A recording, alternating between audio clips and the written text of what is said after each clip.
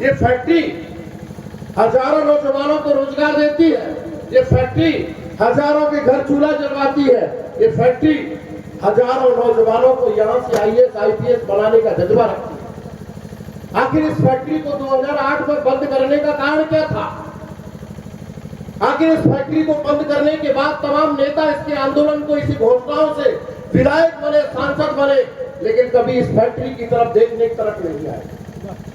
ताज्जुब होता है मुझे यहाँ के नेताओं पर, हंसी आती है उन पर, क्योंकि विकास की बात करते हैं, सरकार की बात करते हैं, लेकिन जब उनकी क्षेत्र में उनकी फैक्ट्री का मुद्दा उठाया जाता है बिना किसी दल के, सर्वदलीय आंदोलन था, महोदय आप तो यहाँ निवास करते हैं, जब आप विधायक सांसद बनने की बात करते हैं तब तैयार गली गली के लिए हो जाते हैं। लेकिन आज उन हजारों नौजवानों के रोजगार के लिए, हजारों परिवारों की जिंदगी के लिए, फैक्ट्री के लिए आंदोलन चल रहा है। आप एक बार इधर शिरकत तो छोड़िए, देखते भी नहीं। क्या कहेंगे उन नेताओं को? क्या कहोगे उन लोगों को जो केवल वोट के लिए आपके पास में आते हैं? क्या कहोगे उन लोगों को जिन्हें वोट चाहिए, केवल आपके रोजगार से मतलब नहीं है?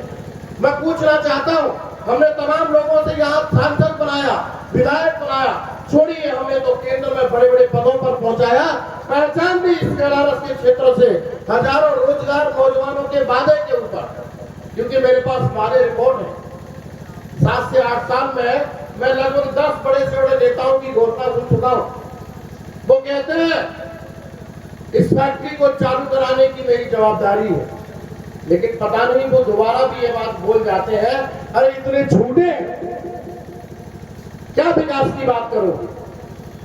तब मुझे ये सोच आता है कि आखिर इसको चालू क्यों नहीं करना चाहते? अगर ये फैक्ट्री चालू हो जाएगी तो यहाँ उन पर मुद्दा नहीं बचेगा इस क्षेत्र का वोट लेने के लिए। एक तो सबसे बड़ा कारण ये, क्योंकि इसकी चालू करने के बहाने समझिए यहाँ के किसान बोले हैं, वोट दे देते हैं कि शायद हमारे रोजगार का अवसर अब आएगा। कम से कम आने वाला ये नेता तो ठीक बोल रहा होगा, सच बोल रहा होगा, लेकिन ये भी बात केवल उनको सुनने के बाद झूठा ही जुमला साबित हो जाती है। मैंने सुना भी मुरैना में जब मुख्यमंत्री जी आए तो बोल के गए कि मैं से कोई मिल को नहीं दे दूंगा जो बंद रहेगा, कैलारस फैक्ट्री को सबसे पहले चालू कराऊंगा। अरे महोदय, आपके लिए, उज्जैन के लिए तमाम करोड़ देने का बजट है, कैलारस की छोटी सी फैक्ट्री के लिए आपको बजट नहीं है चालू कराने के लिए? अरे अब ज्यादा बजट नहीं है आपके पास, तो हम कैलारस के लोग आपसे इतना कह रहे हैं कि हमारी लाठी बहनों को देना बंद कर दो, लेकिन इस फैक्ट्री को चालू करा दो, उनके परिवार पर व्यक्ति को रोजगार देगा, पैसा बचेगा ना, वो बजट इसको चालू करने में काम है। हर जगह जगह आप देख रहे हैं चौपाल रच रही है, मुख्यमंत्री के नए नए कार्यक्रमों के आयोजन हो रहे हैं, उनके लिए, पब्लिसिटी के लिए, विज्ञापनों के लिए आपके पास पैसा है, लेकिन इस फैक्ट्री को चालू कराने के लिए पैसा नहीं। एक बात ये भी है कि मुरैना सबसे लास्ट में पड़ता है मध्य प्रदेश में, तो मुख्यमंत्री का रोजाना दौरा होता नहीं है, साल में एक बार होता है, एक ही बार तो बोलना है, पड़ोस में होता तो रोजाना ये मुद्दा उठता, तो ये भी पिछड़ने का कारण है। वो बात अलग है कि हमारे नेता सबसे बड़ी गद्दी पे बैठे हैं, लेकिन उनको तो केवल अपने काम से मतलब है, उनके मैं यहाँ एक काम नहीं देख पाता हूँ, तब भी मुझे तरस आता है कि कम से कम अपना नाम करने के लिए एक काम तो ऐसा कर जाते जो लोग देखते हो कम से कम कहते धन्यवाद। मुरैना हॉस्पिटल पर खड़ा होकर मैं जो भी जिन्होंने बनवाया उन्हें धन्यवाद करता हूँ कि कम से कम तमाम लोग जो ये कहते हैं ये सुविधाएं मिल रही है, लेकिन उनको तो ये भी धन्यवाद कहने के लिए कोई एक चीज, एक काम नहीं नजर आता।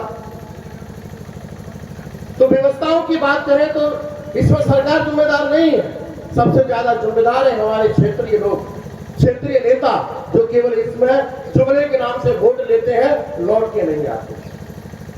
अब की बात जब लौट के आए तो पूछना जरूर कि आपको बोर्ड तो चाहिए, लेकिन इसका वादा किया था वो चालू क्यों नहीं हुई? अब की बार जब आपके पास में कोई भी आए, आपको बोले कि आप सभा में चलो, तो सभा में जाने से पहले उसने पूछना, कि नेता तो आएंगे, उनके लोग आपको लेने आएंगे, तो पूछना इस फैक्ट्री की बात कर रहे तो तुम्हारा नेता हमारे बीच में क्यों नहीं आया?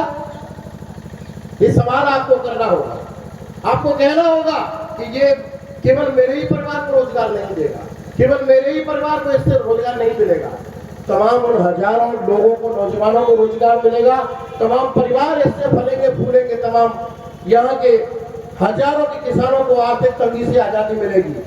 लेकिन इसके लिए जिस तरह से आपको अपने बसों में, ट्रकों में, नेताओं के पास में भीड़ दिखाने के लिए जाता है ना, उसी तरह 21 तारीख को भी यहाँ पर आना होगा।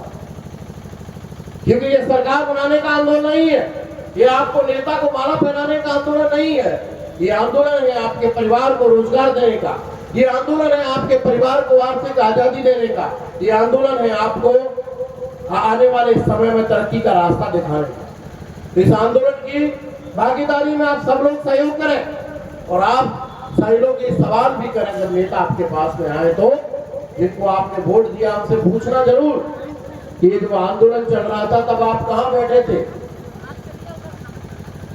अरे बता दीजिए महाराज, आपको हमारा वोट चाहिए तो हमारे रोजगार की बात तो पहले करना चाहिए।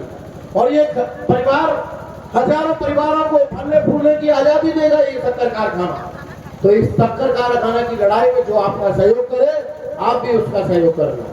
बाकी पत्रकार हूं तो कुछ कड़वी बातें बोली, बुरा लगेंगी, लेकिन लगती है यार। मैं तो पहले भी बोलता हूँ, डंक तो सच डंके की चोट पर। बहुत बहुत धन्यवाद समय देने के लिए।